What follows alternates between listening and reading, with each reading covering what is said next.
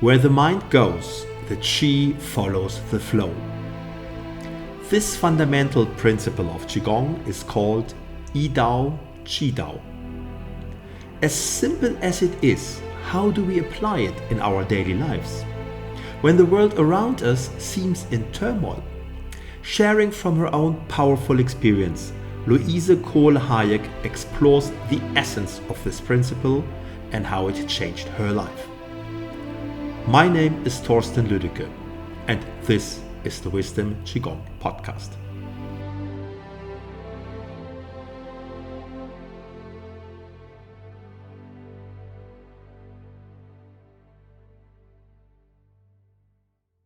I suggested the topic Yi Dao, Qi Dao, which means where your mind and your heart goes, there the energy flows, the energy follows always your attention.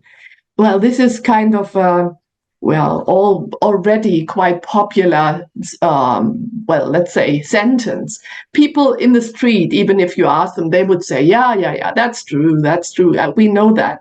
But to realize that in my personal life, this actually has a great meaning, has great importance, is a different thing, different story. And yeah, it has it had a lot of importance in my personal life, actually, and in my life with Qigong, in particular with Junling Qigong. When I think back of how I got into contact with Junling Qigong, that was a time that was quite hard for me because at that time I had the diagnosis of breast cancer. And luckily, I would say I had a Qigong teacher at that time. Already I had started Qigong many years before, but not Junling Qigong. And he taught us also not just the movements, but also the consciousness that is behind it, all the philosophy, I would say. Yeah. And when I had cancer, he said, I told him, many people in my family had died already from cancer. And he told me, you will be the first one in your family to survive cancer. So this morning it came to my mind, actually, and I thought, this was kind of the initial information that made me think, it could be different for me. Yeah. And also, I would say when I got the diagnosis, there was in an instant I had one little thought that was, if I practiced Qigong for 4 weeks, my cancer would vanish. Right. It came from nowhere, I could not say, I had this thought, not from nowhere. It would not be right to say that because the year before I had already had,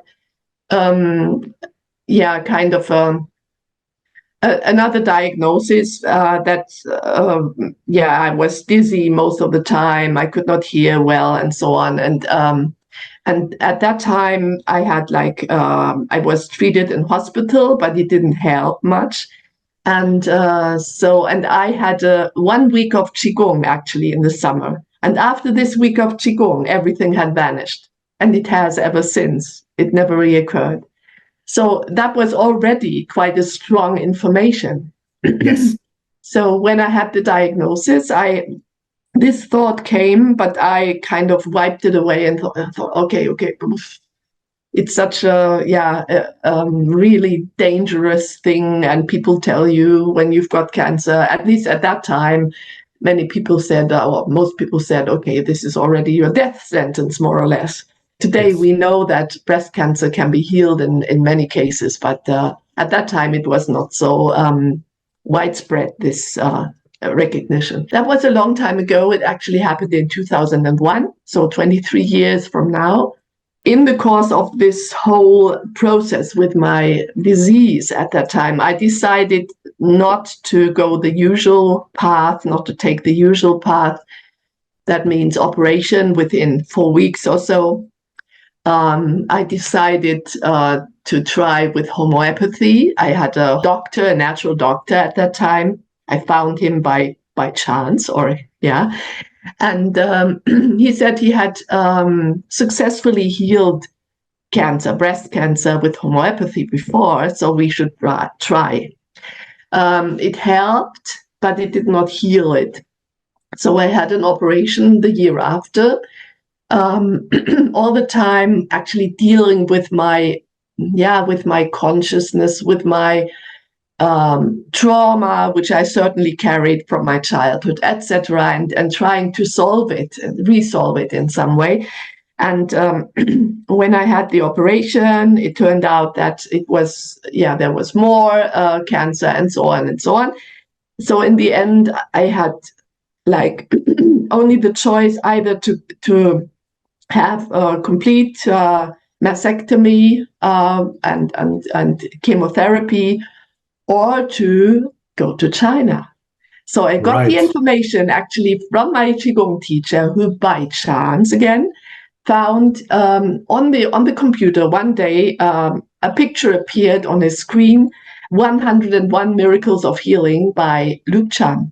And he got interested and he wrote to America. Luke Chan was in America at that time, and got the book. And actually he told me about it. So he sent me, at that time he didn't live here, so he sent me one copy of one story, life story of one of the people who had got healed. And by somehow within me there grew the hope that when I go to China, I might get help, I might get cured. So in the end, I ended up in China. I've told the story many times before. I ended up with Luke Chan, who had just went back to China. And as I had the information in my head, 4 weeks, I had it in the first place when I got the diagnosis, but also in the life stories of the people who had got healed. Many people said 4 weeks and I was healed. So this was the information. And within these 4 weeks, actually, it happened for me. Amazing. If I think back today, I hadn't understood for quite a while why this was possible. But later on, it was clear. It's the information that counts. And many, many other cases in my life, I had experiences that really showed me it's true. Now let's look a little deeper at that. So what you're basically saying is that where the mind goes, the energy follows. Or in other words, people that don't do Qigong, they might say, now, whatever my intention is, it will materialize in the world. And so in order to get an intention is linked to information. So if you have this information within you, in 4 weeks, I'm going to be healed, that is the same thing as an intention, because it is like a fact for you, right? Mm-hmm. It is something that, okay, this is what's going to happen. And it seems to me that you weren't sitting there every morning in front of a mirror and saying, I'll be healed in 4 weeks, I'll be healed in 4 weeks. It seems to me that you only really had this information like once and it sank in, but there was no need to make it a mantra or anything like that. Is that fair to say? Absolutely. I don't think I was not absolutely convinced, but somehow it sank in, as you said. I did not repeat it again and again. I had a lot of doubts, actually. Yes. When I was in China during that time, I remember one day when I thought I will even go back home because I'm not able to get it, So doubting is okay. But somehow this deep conviction, I don't know how it happened, but it was stronger than all the other information. And that is the thing. I think this is very important because it seems to me that often we have very conflicting thoughts and conflicting information, in particular if we're in a health crisis. So there's a part of you that believes you can be healed. There's a part of you that there is a path to healing that believes that, and then there is all these doubts coming all the time, all these fears, all this anxiety, etc. And it's just from me listening to how you explained it. It seems that yes, all this chattering about, oh my God, will it work, and what's happening if it's not working, etc. It was there, but the other information, it which you said came out of nowhere initially, or you felt like it came out of nowhere, was so deep that you couldn't unroot it. So no matter what else was up there, like this was an underlying information, an underlying conviction that I think wasn't even, it was more on the unconscious level rather than on the conscious level, because on the conscious level, you had all these doubts and all these fears, right? Yeah, So I think this is interesting because this is a struggle we all have, that these Mhm. informations pop up from both sides. So let's explore this a little more. You also said something very interesting. You said, usually when I hear that, the Yi Dao, Qi Dao, right? When I hear Mhm. that, people think of where the mind goes, the Qi follows, or the energy follows. Now, you said where the mind and the heart goes. So I Mhm. think this is interesting that you mentioned that. Mhm. Can we explore this a little? Yeah, the mind and the heart. Well, in China, I know they don't make a difference so much between the heart and the mind. Right. We in the West, we identify ourselves with our mind mostly. And there's a saying by, well, Descartes has had a lot of influence, like, I think that's why I am, something like that in English. Um, no, the thinking is only on the surface, actually. And the heart, well, that's also kind of to say heart. What does the heart actually mean? It means the deeper things, the unconscious also. So your unconscious has to go somewhere in order to make the energy follow. And that is a really tricky thing with the unconscious, because there's a lot of information stored in our unconscious. And it's called unconscious because it's not conscious. Mm. And yeah, to make this conscious somehow, and to really, like in ancient Greece, in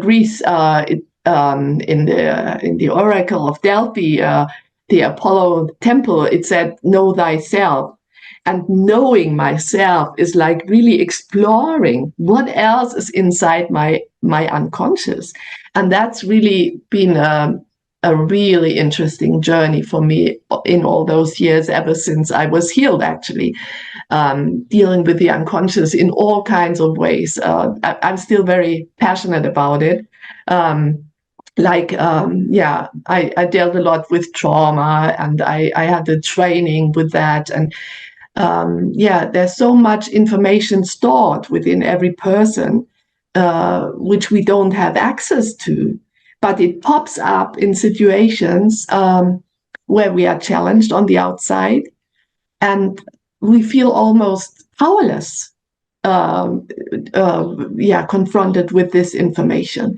And so it is so important, I think, to train in times of when there's not so much challenge, to train every day, every day, every day, to really understand who I am, what do I identify with, um, and to really see that it's not my body, it's not my thoughts, it's not my feelings. There's a deeper realm, a deeper level of being than all this, and to identify with that, because that is deeper than all the old information given to us Right. or imprinted in us. Yeah. Right. My name is Leila Cupido, and I'm the project manager of the Students Hub. Our team is constantly adding events, teachers, videos, and other resources to take your practice to the next level, improving the quality of your life and the life of the people around you. We do this work for you, so please use it. Hunyuan Ling Tong.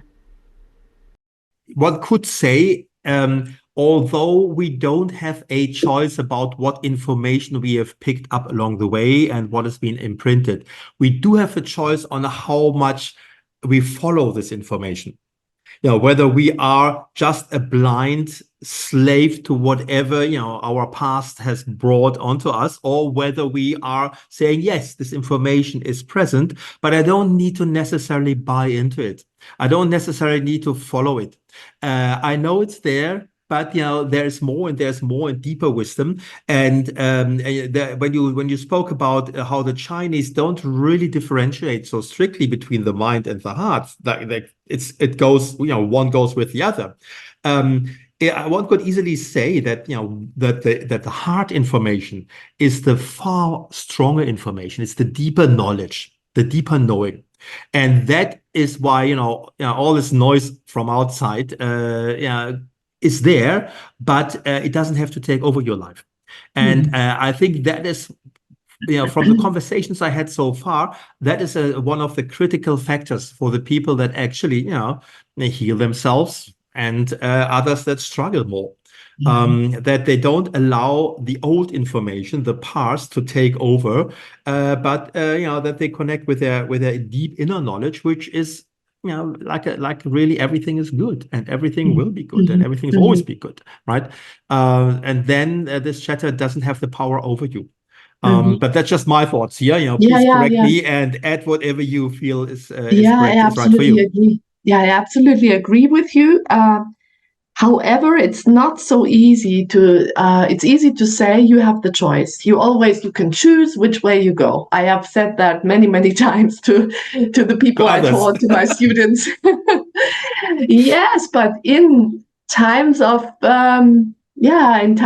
difficulty, as I said before, when you are challenged, it's not so easy to really choose, because you feel more like there is no choice, and to really step away from that. It's from that old pattern, from that old understanding. It's not easy. I want to give an example. I recently had this accident, a little accident. I fell over in the street, and I broke my left shoulder and my left upper arm. And I went to hospital, of course, and at the hospital they told me it will last like at least 8 weeks or 3 months. So that was the information they put inside my head. And I put inside my head. I accepted the information. And I feel like it was it still is quite difficult for me to overcome that, because healing a bone somehow doesn't, for me, it seems like, because bone is solid, and cancer isn't, I couldn't see it, I couldn't feel it, I could feel it but not see it, actually. So it was more like the soft thing in the tissues and so on. There seems to be a difference for me. I don't know why, but there is a difference. So I followed this information now, and I'm aware of it. And of course, I'm recovering, and it's all going well. But still, it took longer than it could have taken, I think, if I had just, like I have done many times in my life, thought, okay, I am not slave to that thinking, to the Western doctors' thinking. And I have had lots of other information and experiences. So still it's possible to, in parts of your life, to not be able to choose, because the old information seems seems to govern everything, to determine everything. So choosing, yes, becoming aware again and again and again and again in every single moment of your own words, of your own thoughts, etc. And that is something that none of us, most of us, I would say, would not be able to do, because there are situations when you are more tired, when you're more stressed, when there's in your family, there's things happening that are not so easy. And in those situations, to be so wide awake that you can always choose and always be in the big T field where everything's possible, it's not so easy. It sounds easy, but it's not. I totally get you. I totally get you. And I also think, we are pointing to something which is quite important. Now, when you talked about the healing of your bone, and you had the information, it'll take around 12 weeks. Now, quite frankly, whether the bone heals within 8 weeks or 12 weeks, I mean, who cares, right? It's a little more time. Yeah. So also, I think we shouldn't try to become righteous about certain details about the healing. Yeah. Now, if you've got, I think the intention is that you said is my bone is completely healed. That is the intention. Now, you're not going to go there and explain to your unconscious and to the chi field how exactly it's supposed to do that healing, right? Because that would be stupid to do, because we don't really know. So we should trust the chi that it does whatever it needs to do, that it takes the time that it needs. Right. So I'm also, because I know this is a public podcast, I don't want people to do stupid things here. Say you've got a broken bone and you get the information, it takes 12 weeks. Don't try to do heavy weightlifting with that arm after 4 weeks because you think, you don't need to believe the information. All right. So there's a distinction between trusting that you are completely healthy without, setting a mechanism, a cause, a time frame for it. We don't need that. Let the chi do the work, and let's trust the chi and the inherent wisdom of the body to do whatever it needs to do and to take the time that it needs. I mean, I think this is important to understand also. Yeah. Yes. Maybe I should, or I would like to give a few more interesting experiences. I just remember one. A few years ago, my mother was in an old age pensioners home. She could not walk properly, and she had like a walker, and many people around her also had walkers. And I visited her very often because I wanted her to get better, and because she'd been in hospital before, she couldn't walk at all at the beginning. Then we walked every time I was there, and so on. So at that time, very strangely, or not strangely at all, suddenly I had problems with walking from one day to the next. I could not really walk properly. And I was in tears, actually, because I thought, oh my God, what's happening now? Like, I had all these old people with walkers around me so often. And I remember sitting in my room crying and thinking, okay, now my fate is already determined. And I have all these thoughts sometimes. These thoughts are just coming up. And then I remembered, okay, no, I'm a Qigong teacher. I will not buy into those thoughts. And I really connected strongly to the information, which I also had in my subconscious, in my mind. And I went to sleep, and next morning I woke up. I did not even think of it. I went down. My husband didn't say a word, but he observed me because he had known the day before I was absolutely not able to walk, or only a few steps. And I got on my bike. I went to the next village, etc. And there was nothing the whole day. But in the evening, I was invited to a birthday party, and there were some colleagues of mine from school, because I was a school teacher at that time, and we just went downstairs, and I just hit with my right foot. I hit one of the stairs, and just a little bit, and one of the people behind me said, "Be careful!" And at that time, it came back. I couldn't walk. I hardly could walk down the stairs, and it was like almost impossible for me to get to my car, to go home. It somehow I managed, but very hard. And it's very interesting, because then obviously at that moment I connected with the other information. Right. So it's so interesting how we connect just by, an information that connects with my other information suddenly evokes something like that. So I remembered at home, okay, what happened? And it was okay after that. But that happened in several cases, actually, in the past, not only with walking, only with different things, but I have this experience, and it's amazing. Every word, every thought can actually make a change. That is the learning. So the information works both ways, right? Yeah. And it only proves how powerful the mind is. Yeah. That, if you buy into this information, it's going to materialize. And at that moment, the information was, oops, I've got problems walking. I can't really move. And immediately the body reacts to it and basically follows your instructions. And Exactly. now, but if this is true in one way, it's also true in the other way, right? So it really shows how powerful the mind is, and is a good example from the other spectrum, that wherever the mind goes and the heart goes, the chi will follow, or the energy will follow, and the body will follow. Yeah. So information is really the most important thing. I have come to realize. We have these three matters of existence, as Dr. Pang explains, like chi, like matter and information. But I think information is really the most important. And I'm only still realizing what information means. It means everything. It means the smell that surrounds me. It means my thoughts. It means what I see here in my room around me. When I wake up in the morning, what is the first thing I see? That is information. Inside, outside, what people say, what I say, my own words are information I give to other people. So it's always like it's this dance, this amazing dance in the universe all the time between the individual and the collective.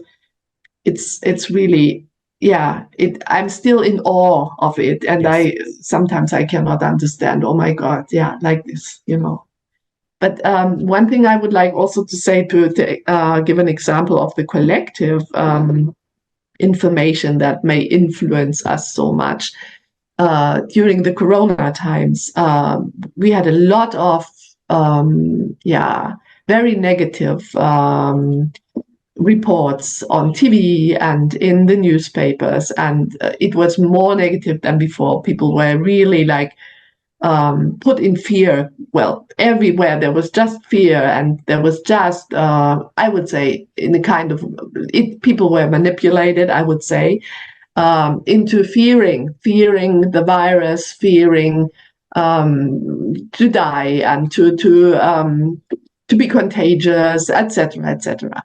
And it was kind of hysterical. Actually, around me, I could really see it. People were changing so quickly and connecting to their primary fears, to the primal fears within.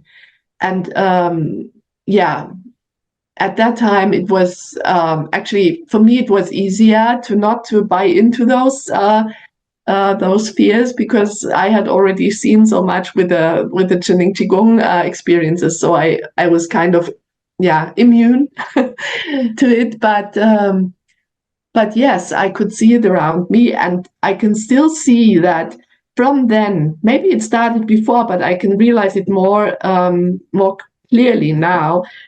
The media really kind of spread fear all the time, warning, fearing, okay, now it's getting hot, it's getting, the next hell heat is waiting for us. I read this morning only, but it's cool all the time, more or less, in Germany. This is the first really hot day, and all the time, spreading fear of war. Yeah, of course, there are these wars, but if I clutter my mind with the wars all the time, every day, just thinking about it, worrying about it, I'm no good for the world. Nobody is good for the world whose mind is cluttered with this negative thinking. So I really have to manage myself really well to what do I let in and what do I connect with, to not just sit in front of the TV and consume the news without thinking and allowing myself to become darker and more connected to the primal fears that are inside me. Yeah. Mm-hmm. I think what you're pointing towards is that if we talk about information that comes from the outside, there is this information, but it's at the end of the day, it is me who is processing this information. Exactly. So I might be exposed to exactly the same information that someone else, but what determines, my future and my life is how I process this information. And I think that is what you are encouraging all of us here to do, to process this in a way that it doesn't, or that it supports you rather than takes away from your powers. And we can see this a lot with Qigong masters. I mean, they are the best examples. It doesn't matter what happens in their life, in the outside, they process it in a way that, it doesn't affect them negatively. And that is something which, if all of us would do that, we would also change the world, because, if nobody's processing it in a negative way, the world would be obviously far more positive. If nobody buys into the idea that the Russians are all bad people and we need to arm ourselves against it, nobody buys into these ideas, then, life would be very different, because they're not bad people, right? Absolutely. Yes, so the processing of information, this is within our control, and this is something which we need to be aware of, because if we're just consuming, listening to the news or reading the papers, consuming without having our conscious shield on of saying, okay, what does this information do to me? And also knowing, obviously, that what we call information in the news is not information. It's really propaganda, because somebody wants us to think a certain thing. If we know that, then we can look at these informations very differently and respond very differently and take on very different information, right? Absolutely. One thing I'd like to come back to is, you said the Chinese masters are really good examples for how things don't affect them. When things happen, they just have a positive thought, the first thought principle. What is my first thought? Very important. I absolutely agree. But the thing is, these Chinese masters practice Qigong all the time. They teach Qigong all the time. They are in this Qigong thinking bubble and living bubble. And whereas somebody who lives in a normal life, I would say normal life. So has a job, has surroundings, surrounded by people who do not know about Qigong or do not care about Qigong. And that's much more difficult for those people to be aware and to have their own, resilience, I would say. So it's kind of resilience the Chinese teachers acquired because they practiced Qigong for so many decades. It's so easy when you are in the Qigong bubble, I would say, to really, think like this, to act like this, etc. But as soon as you go back to normal life, go back to your old friends who don't care about Qigong, whatever you're doing, it's much more difficult. That actually happens to me. Yeah. Now, let me challenge you a little, Louise, because at the end, this is also just information. So basically, we are buying into the idea, the thought that if I'm a Qigong master, it's easy. If I have a regular life, it's difficult. Now, what if we transform that information and say, no, it is easy for all of us, because now we have this aware, or we just choose to be aware all the time, and it's really a practice thing. Now, if you are aware, the more you are aware, and the more often you choose, the more it becomes just who you are and how you react to things. So let's not buy into this. Let's just all say we can do that easily. Yeah. Thank you so much. Thank you so much for this challenge. It's true. So it's kind of, I got into my own trap again, into the trap of my old thinking. And that's what happens all the time. And it's very good if I have someone like you at this moment who reminds me of that. That's what we all have to do for each other, to remind each other when we get back to that ordinary thinking. And I'm really grateful at this very moment to what you said. You're right. I have always, no matter what my environment is, no matter what the people around me believe or think or say, I have the chance to get back to the information that I am more than my body, I am more than the information people try to make me believe, etc. I am just so much more, and I'm all the time able to connect to every information I want to connect to. Thank you. So it's easy always for everyone to get back to that knowledge I'd like to share a story here that I think is fundamental to how can you be in that state, and that has to do with our quite arrogant way of going through life, that we think we know what is good and what is bad. And there's this old story from China. I'm sure many of the listeners know it already, so excuse me if I bore anyone. But it's about this farmer in China. He's got a son, and one day a wild horse runs towards the farmer, and the whole village comes and says, "Wow, you're so lucky. You've got a horse now. You're so lucky." And he said, "Well, no, it's neither good or bad. I just have a horse now." And then a little later, the horse ran away, and the whole village came to the farmer and said, "Oh, poor you, the horse ran away, so sorry." And the farmer said, "It's neither good nor bad, it's just that the horse went away." And the horse came back with a whole herd of more horses. So everybody in the village came back and said, "Wow, you're so lucky, now you've got a herd of horses." And the farmer said, "It's neither good nor bad." And then the son, was riding one of the horses, fell down, broke his leg. So the village came and said, "Poor farmer, your son broke his leg." And the farmer said, "It's neither good nor bad." And then the army came, because China was at war, and took all the young sons from the village into the war. Only the farmer's son could stay behind because he had the broken leg. So everybody in the village came back to him. And you can continue the story forever and forever and forever. But what I'm really saying is, we don't know what's good or bad. So many things in our life happen, and what we think is good in the first instant turns out to be something, not so good later on, and something that we think is bad turns out to something very good at the end. And this is why I think the masters, basically what they are saying, things are neither good nor bad. It's just what they are. Yeah. And that is a fundamental knowledge. And if I have that, then it's not a miraculous practice to go through life and process the information that way without having it affect you. So I honestly fundamentally think it is an easy thing. It's not a difficult or complex thing. We don't need to study hundreds of books to be there. We don't need to do Qigong for 55 years and teach other people in order to get there. I think we can do it in an instant if we understand that the cause of all our unhappiness is that we think we know what is good and what is bad. And it's just this judgment that basically runs our life. Now, if we don't have this judgment, and if we let go of this judgment, then life is a walk, in the park. Absolutely, you're right. You're right. But every single moment, you have to do that again and again. It's this moment, it's the next moment. It's always in the present. I have to be aware. I have to become aware.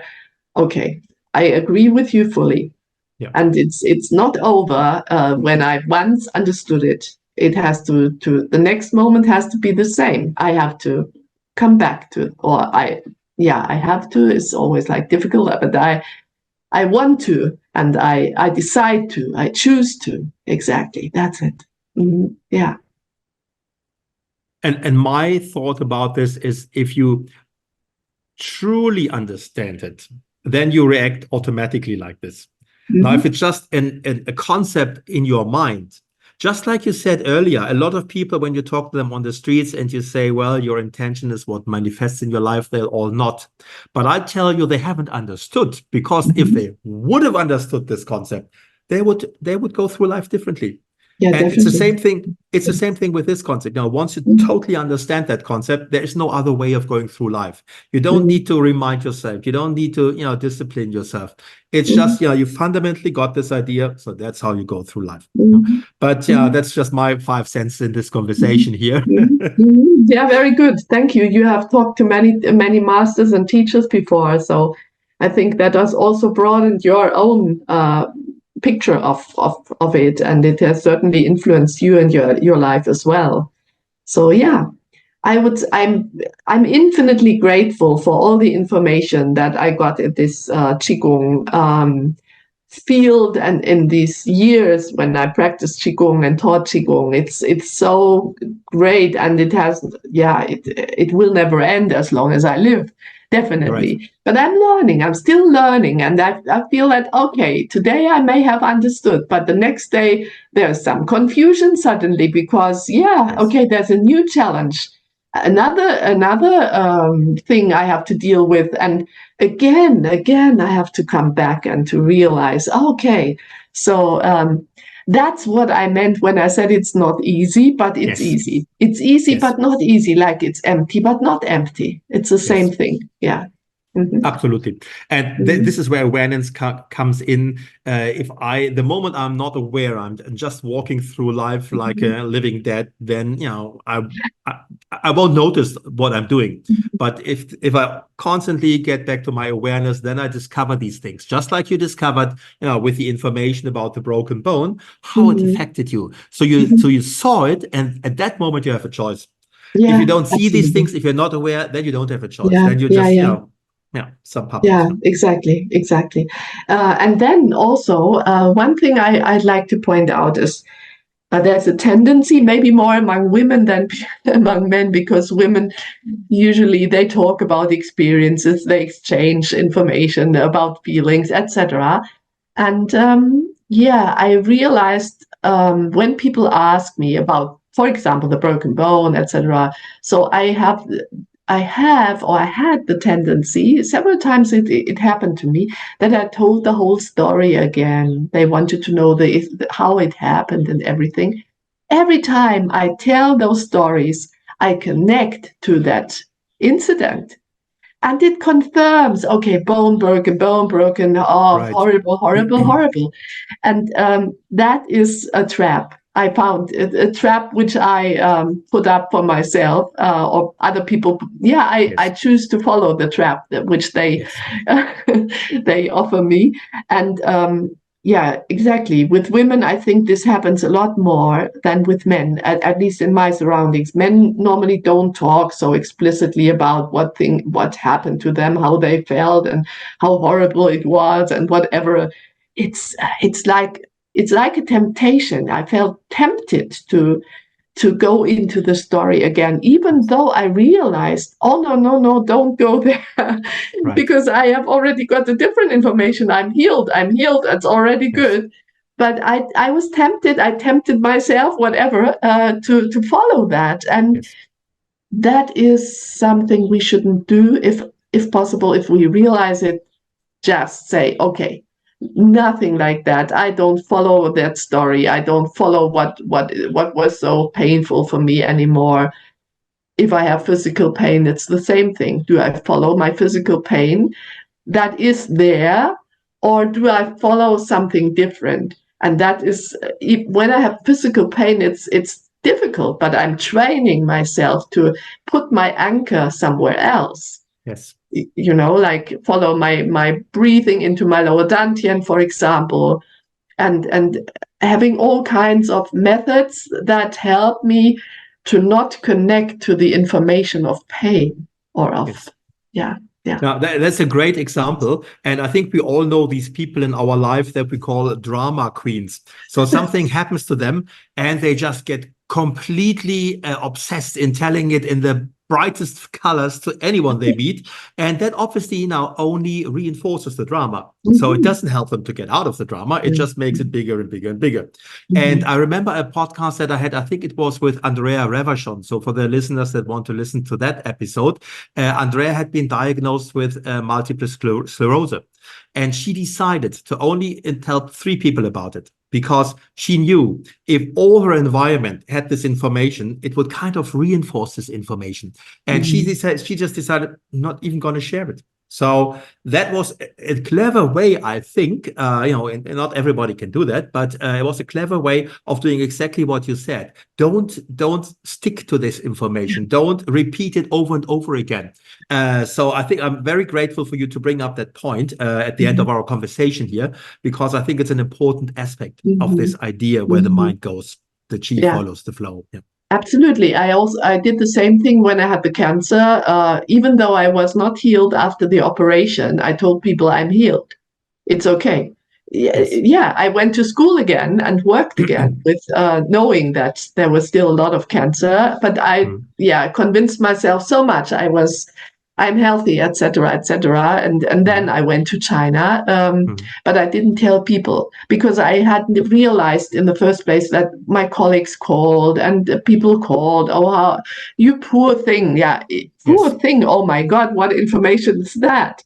Because women tend to do it like this. I had a lot of female colleagues, and yeah, so that was the information I got. Even I had to comfort the other people at that time. So I decided I won't tell anyone that I still have the cancer. Only my family knew, and that helped. That helped to stay strong, actually. So if you are able to not talk about it with so many people, it helps you a lot more. Yeah, because it's reflected all the time. It's made worse and worse and more dramatic, and that doesn't help anyone. So Absolutely. I really try. I love to surround myself with Jining Qigong people and Jining Qigong teachers. And if I ever have a problem, a really serious problem, I had some problems also in my family before. So what I did was connect to Teacher Xi or Teacher Jianzhe, and they gave me the information that was necessary at that time. So so I don't need to connect and tell other people. Yeah. Cool. I think this is a great closing word from about our little conversation today about this idea of where your mind goes, where your intention goes, the energy will follow and it will manifest. But I would like to know, Louise, you've been a teacher for many, many years. And what are you offering these days? So if I'm interested to learn Qigong with you or continue with my practice, what are the possibilities I have as a student? At the moment, I'm just teaching here in my surroundings, so in the north of Hessen, Germany, heart of Germany, sorry. In September, from the 1st to the 10th of September, my friend Anita Ilicic, who's also been a Qigong teacher for a long time, and me, we are offering a 10-day Qigong holiday retreat on the island of Korčula in Croatia. It's the 8th time, actually, we offer that. We do it every year. We love to do it. It's really wonderful. And that is mainly the things that are coming up in the future for this year, maybe, but next year I don't know yet. There will probably be a lot more things. Actually, I'm also one of the heads of the Qigong Association Germany. I was one of the people who founded it. And so we are also planning something for next year again. We had a really big gathering last year in September, and many, many people were there, and we had a wonderful time. And we are thinking of offering something similar next year. So try and and follow the information. We will have your website in the show notes, so anybody who is interested in joining. I know that the conference was a huge success, and it was, although it was the German Association, it was an international gathering. So I suppose you're going to plan the same for next year. And then the Corsica event, is it also for international It's not students? Corsica, it's Korčula. Oh, sorry. Korčula. Sorry. It could be international because it's not a problem to translate, to speak English and German. So far we only had German people, but of course English-speaking people are welcome always to join. And in the future we're thinking of offering it more internationally. We have actually spread the information on different channels, but so far it's only only German people have followed. So this beautiful retreat of yours is going to happen again in June next year. Is that correct? Yeah, that's correct. It's in the second half of June, actually. I cannot remember the exact dates, but you will find them on my website. So, anyone who's willing to come, you're welcome.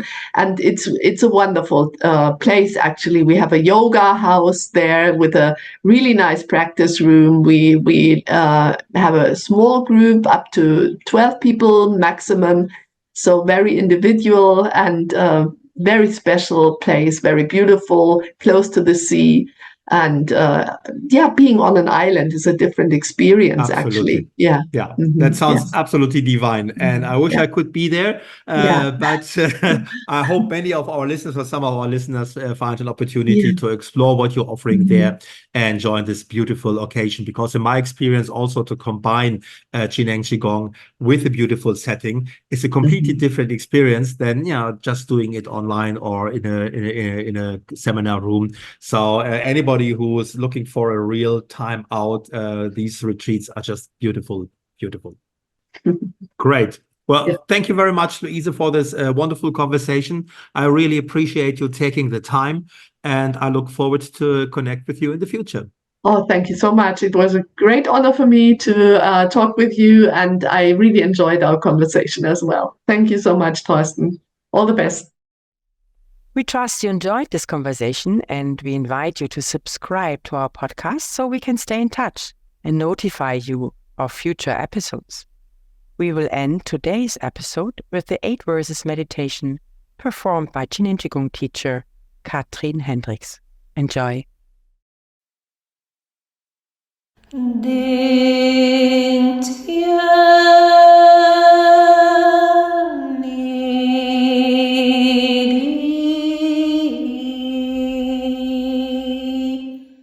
shing a song yi chong wai jin ne jin shing chong ma gong yin yang bu qi shan zhou zai gong shan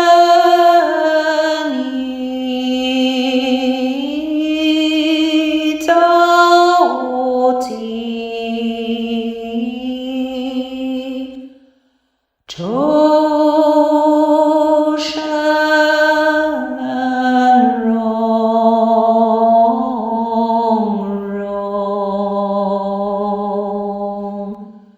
zhou shan rong rong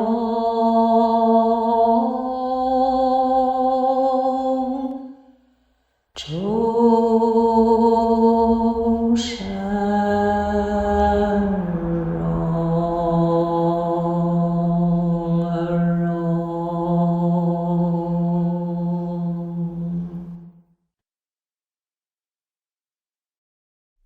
To get your free ebook on the 8 verses meditation, please check the show notes below.